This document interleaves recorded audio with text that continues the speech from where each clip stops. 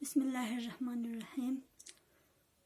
بس اس معاملے میں ڈرتے رہو، دیکھو کہیں ان کی مخالفت مول لے کر آگ میں جلنے کا سامان نہ کر لو، اور وہ بھی ایسی آگ جس کا ایندھن آدمی اور پتھر ہوں، اور جو حق کا انکار کرنے والوں کے لیے دکھائی گئی ہو۔ سورہ بقرہ آیہ نمبر 24۔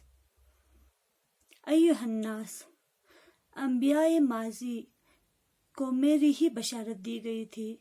میں تمام پیغمبروں اور جملہ فرستادگان خدا کا خاتم، نیز زمین و آسمان کی ساری خلقت کے لیے اللہ کا حجت ہوں۔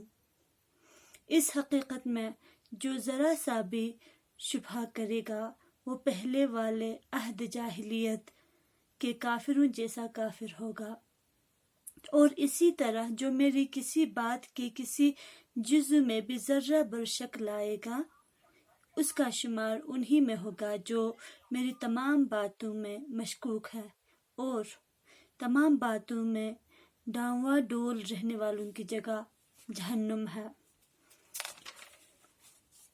لوگو، خدا کے دین اور بڑا احسان ہے کہ اس نے مجھے اس فضیلت سے سرفراز فرمایا۔ شام میں ابد تک بس وہی حمد کا سزاوار ہے، اور ہر حال میں ہمیشہ سپاس کا مستحق ہے۔ ایھا الناس، علی کی فضل و کمال کا اعتراف کرو، کیونکہ میرے بعد دنیا بھر میں سب سے زیادہ حسن و خوبی کے مالک وہی ہے۔ یاد رکھو، پاک پروردگار ہماری ہی تفضیل میں تم کو روزی دیتا ہے، اور ہماری ہی برکت سے یہ دنیا آباد ہے۔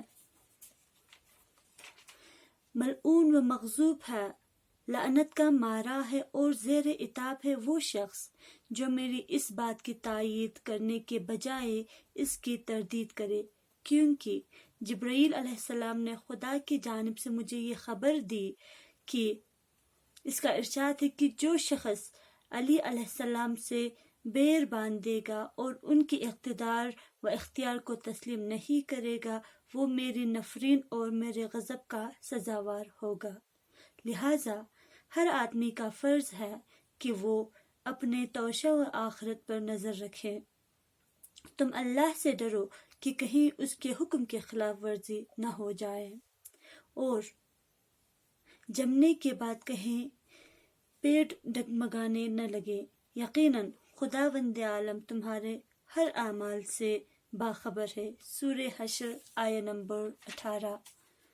لوگو، علی علیہ السلام جس کی مخالفت کرنے والے کے بارے میں قرآن کہتا ہے کہ یہ لوگ قیامت کے دن کہیں گے کہ محضرات ہماری اس کوتاہی پر جو ہم نے جنب اللہ کے بارے میں روا رکھی۔ لوگو، قرآن میں غور و فکر سے کام لو، اس کی آیتوں کو سمجھو، محکمات پر نظر رکھو، متشابہات کی پیروی نہ کرو۔ قسم بخدا، اس دنیا میں اور کوئی ایسا نہیں جو ان آیتوں کی توضیح و تشریح کر سکے جو برائیوں کو روک تھام اور اچھائیوں کی اشاعت کے سلسلے میں نازل ہوئی ہو، سوائے اس شخص کے جس کے بازو تھام کر میں بلند کر رہا ہوں، اور جس کے بارے میں تم سے یہ کہنا چاہتا ہوں کہ من کنت مولا فہذا علی مولا، جس کا میں مولا ہوں اس کا بھی یہ علی مولا ہے، اور یہ علی ابن ابی طالب علیہ السلام میرے بھائی اور میرے جانشین ہے، نیز جن کی پیروی کرنے کا فرمان پہنچانے کے لیے اللہ نے مجھے مأمور کیا ہے۔ لوگو، علی علیہ السلام اور میری پاک ذریت ہی ثقل اصغر ہے، اور قرآن ثقل اکبر ہے۔ یہ ایک دوسرے کی خبر دینے والے بھی ہیں، نیز ایک دوسرے سے موافقت کلی بھی رکھتے ہیں۔ اس کے علاوہ یہ ایک دوسرے سے اس وقت تک الگ نہیں ہوں گے جب تک کہ میرے پاس حوض کوثر پر نہ پہنچ جائیں۔ یہ خلق خدا میں خدا کے امین اور اس کی طرف سے زمین پر مقرر کیے ہوئے حاکم ہے۔ اے لوگو، میرا فرض پورا ہوا، خلاق عالم کا یہ پیغام پہنچا دیا، جو سنا تھا وہ سنا چکا، ہر بات اجاگر کر دی، نیز یہ پاک پروردگار کا حکم تھا، اس نے کہا میں نے بیان کر دیا۔ ہاں یاد رکھو، میرے اس بھائی کے علاوہ اور کوئی امیر المؤمنین نہیں ہے، اور میرے بعد اس کے سوا کسی کے لیے بھی مومنین کی امارت و سیادت آئینی حیثیت نہیں رکھتی۔ اس کے بعد آن حضرت صلی اللہ علیہ وسلم نے اپنے دست اقدس سے علی ابن ابی طالب علیہ السلام کا بازو پکڑ کر اتنا بلند کیا کہ آپ علیہ السلام کے پیر حضور کے گھٹنوں تک پہنچ گئے۔ اس کے بعد سرکار رسالت نے ارشاد فرمایا، ایھا الناس، یہ علی میرا بھائی ہے، یہی میرے جانشین، میرے علم کے محافظ، میرے بعد میری امت کی سربراہ اور کتاب خدا کی تفسیر کے لیے میرے نائب ہے، یہی قرآن کی طرف لوگوں کو لائیں گے اور مرضات الہی پر عمل پیرا ہوں گے، یہ دشمنان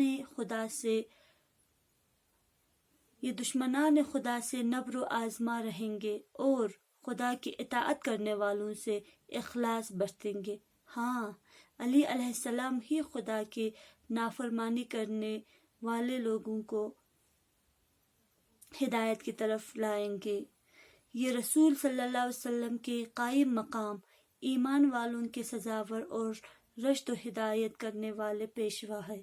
اس کے علاوہ یہی وہ رہبر ہے جو فرمان الہی کے مطابق عہد شکنوں، گمراہوں اور باغیوں کو کفر کردار تک پہنچائیں گے۔ لوگو، یہ میں سب کچھ خدا کے کہنے سے کہہ رہا ہوں اور اس کے حکم سے میرے ہاں بات نہیں بدلتی۔ پروردگار، میری التجا ہے کہ تو علی کے دوستوں کو دوست رکھ، اور جو اس سے دشمنی کرے ان سے تو بھی دشمنی فرما، اس کے منکروں پر تیری نفرین ہو، اور جو اس کے حق پر دست اندازی ہے